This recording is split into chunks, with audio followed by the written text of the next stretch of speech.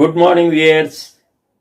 నా ఈ వీడియో మీకు నచ్చినట్లయితే లైక్ చేయండి, కామెంట్ చేయండి, మీ బంధుమిత్రులకు షేర్ చేయండి. ఇంతవరకు నా ఛానల్ని సబ్స్క్రైబ్ చేయకుండా ఉంటే సబ్స్క్రైబ్ చేసి నన్ను మరింత ప్రోత్సహిస్తారని, ఆదరిస్తారని ఆశిస్తున్నాను. డీలిమిటేషన్ ప్రస్తుతము జనాభా ప్రాతిపదికన దేశవ్యాప్తంగా అసెంబ్లీ, లోక్సభ నియోజకవర్గాల పునర్విభజన ప్రక్రియ ప్రారంభమయ్యింది. ఈ నియోజకవర్గాల పునర్విభజన వలన దేశవ్యాప్తంగా లోక్సభ, అసెంబ్లీ స్థానాల పెంపు దాదాపు 50% పెరుగుదల ఉంటుందంట. దేశవ్యాప్తంగా దాదాపు 50% ఈ సీట్ల సంఖ్య పెరుగుతాయి. మరి అసెంబ్లీ, లోక్సభ స్థానాల పెంపు వలన ప్రజలకు ఏ మేరకు ప్రయోజనము? ఈ స్థానాల పెంపు ఎవరికి ప్రయోజనం? ఆశ్చర్యకరమైన విషయం ఏమంటే, ఈ నియోజకవర్గాల పునర్విభజనకు ఏ రాజకీయ పార్టీ కూడా వ్యతిరేకత చూపడం లేదు. ఎందుకంటే ఈ నియోజకవర్గాల పునర్విభజన వలన అసెంబ్లీ, లోక్సభ స్థానాలు దాదాపు 50% పెరుగుతాయి. ప్రతి రాజకీయ పార్టీలోనూ రాజకీయ నిరుద్యోగులు ఎక్కువ మంది ఉన్నారు. ఈ అసెంబ్లీ, లోక్సభ నియోజకవర్గాల పెంపు వలన ఈ రాజకీయ నిరుద్యోగులకు ప్రయోజనం కలుగుతుంది. ఈ రాజకీయ నిరుద్యోగులకు ఈ పెంపు ఆనందదాయకమే. ఎందుకంటే ఇలాంటి రాజకీయ నిరుద్యోగులకు ఎమ్మెల్యే సీట్లు, లోక్సభ స్థానాలు వాళ్ళకి వచ్చే అవకాశం ఉంది. ఈ నిరుద్యోగులకు అవకాశాలు పెరుగుతాయి. అందుకే ఈ పునర్విభజనకు ఏ పార్టీ కూడా వ్యతిరేకత చూపడం లేదు. అన్ని రాజకీయ పార్టీలకు ఈ పెంపు ప్రయోజనమే. రాజకీయ నిరుద్యోగులకైతే అవకాశాలు పెరుగుతాయి, కానీ మరి దేశంలో లక్షల సంఖ్యలో ఉన్న ఇతర నిరుద్యోగుల సంగతేమి?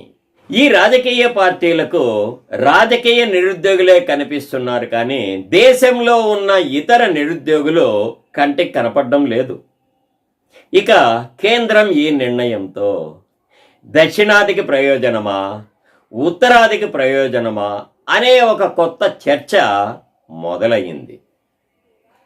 ఈ రాజకీయ నాయకులకు ఉత్తరాదికి ప్రయోజనమా, దక్షిణాదికి ప్రయోజనమా అని ఆ ప్రయోజనాలే కనిపిస్తున్నాయి, కానీ సామాన్య ప్రజలకు ఏమి ప్రయోజనము ఈ పెంపు వలన అనేది వారికి కనిపించడం లేదు.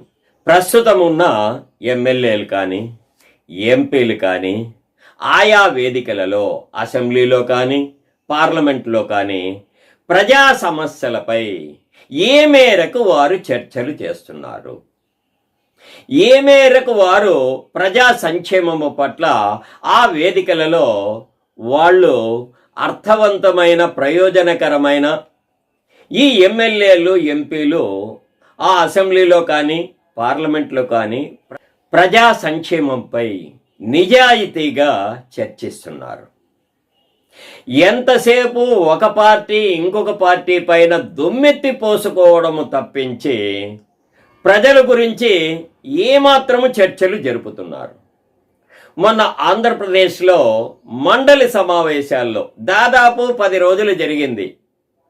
ఈ 10 రోజులు ఎంతసేపు తిరుమల కల్తీ నెయ్యి, తిరుమల లడ్డు, దీనిపై చర్చలు, వాకౌట్లు ఇవే జరిగాయి, కానీ వాస్తవంగా ఒక ప్రజా సమస్య కూడా మండలిలో చర్చలు జరగలేదు. ఎంతసేపు ఒక పార్టీ ఇంకొక పార్టీ పైన నిందలు మోపడము, ఆడిపోసుకోవడము తప్పితే ప్రజా సమస్యలను గాలికి వదిలేస్తున్నారు. దేశవ్యాప్తంగా లోక్సభ స్థానాలు 273 స్థానాలు పెరిగినంత మాత్రాన ఉన్న పళంగా ప్రజా సమస్యలు తీరుతాయా? అసెంబ్లీ స్థానాలు 2062 సీట్లు పెరిగినంత మాత్రాన ఆయా రాష్ట్రాలలో ఏ మేరకు ప్రజలకు లబ్ధి చేకూరుతుంది. ఈ సీట్ల పెంపు వలన అసెంబ్లీ లోక్సభ సభ్యులకు నెలలా ఇచ్చే జీతభత్యాలు, ఇతర అలవెన్సులు, వారికి కలగజేసే సౌకర్యాలు ఇవి పెరుగుతాయి.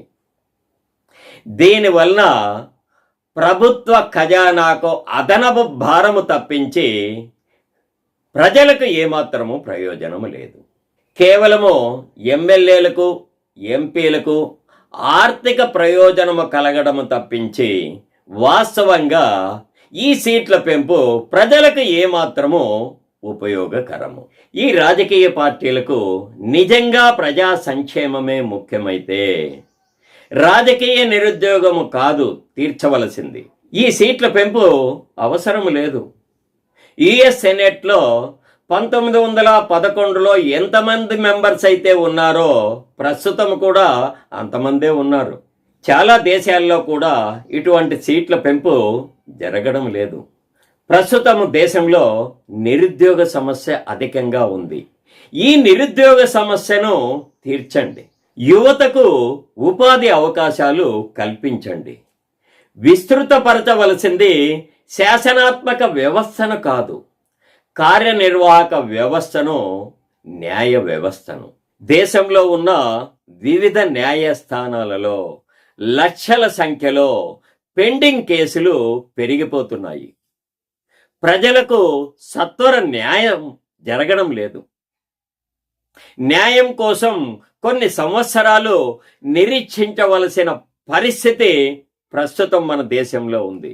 అందుకే న్యాయస్థానాల సంఖ్యను పెంచండి, జడ్జీల సంఖ్యను పెంచండి, న్యాయశాఖలో సిబ్బంది సంఖ్యను పెంచండి. దేశంలో నేరాల సంఖ్య గణనీయంగా పెరుగుతోంది. మరి ఆ నేరాలను అదుపు చేయడానికి పోలీస్ శాఖలో ఉన్న సిబ్బందిని పెంచండి. ప్రస్తుతము పోలీస్ శాఖలో పనిచేస్తున్న సిబ్బందిపై పని ఒత్తిడి అధికంగా ఉంది. ఒకవైపు దేశంలో నేరాల సంఖ్య పెరిగిపోతోంది. అందుకే ఈ నేరాలను అరికట్టడానికి పోలీస్ శాఖలో సిబ్బందిని పెంచాల్సిన అవసరం ఉంది. ఇంకా దేశంలో కల్తీ మరణాలు, ఆహారం కల్తీ అయ్యి దేశవ్యాప్తంగా అనేక చోట్ల కల్తీ మరణాలు జరుగుతున్నాయి. తక్షణ వైద్య సౌకర్యాలు కూడా ప్రజలకు అందుబాటులో లేవు.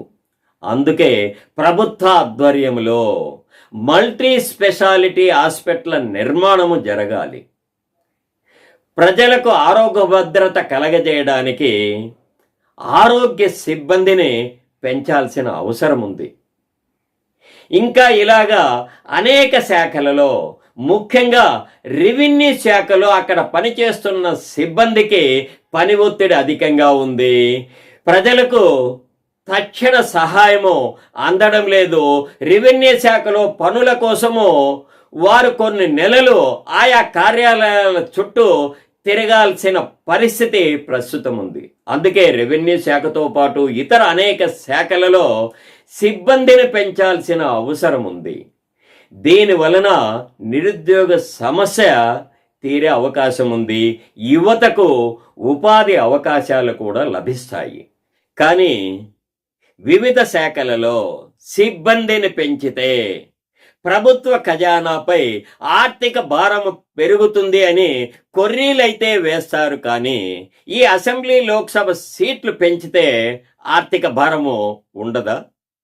దీనికి ఏ రాజకీయ పార్టీ కూడా అడ్డు చెప్పడం లేదు.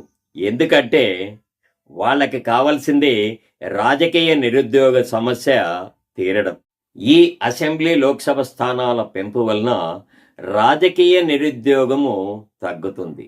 అంతకు మించి ఈ అసెంబ్లీ లోక్సభ స్థానాల పెంపు వలన ప్రజలకు ఏమాత్రము ప్రయోజనము కలుగుతుందో భవిష్యత్తే నిర్ణయించాలి. నమస్తే ఫ్రెండ్స్, నా ఈ వీడియో మీకు నచ్చినట్లయితే లైక్ చేయండి, కామెంట్ చేయండి, మీ బంధుమిత్రులకు షేర్ చేయండి. ఇంతవరకు నా ఛానల్ని సబ్స్క్రైబ్ చేయకుండా ఉంటే సబ్స్క్రైబ్ చేసి నన్ను మరింత ప్రోత్సహిస్తారని మీ నుంచి ఆశిస్తున్నాను. ఇలాంటి విలక్షణమైన వీడియోలతో మళ్ళీ మీ ముందుకు వస్తాను.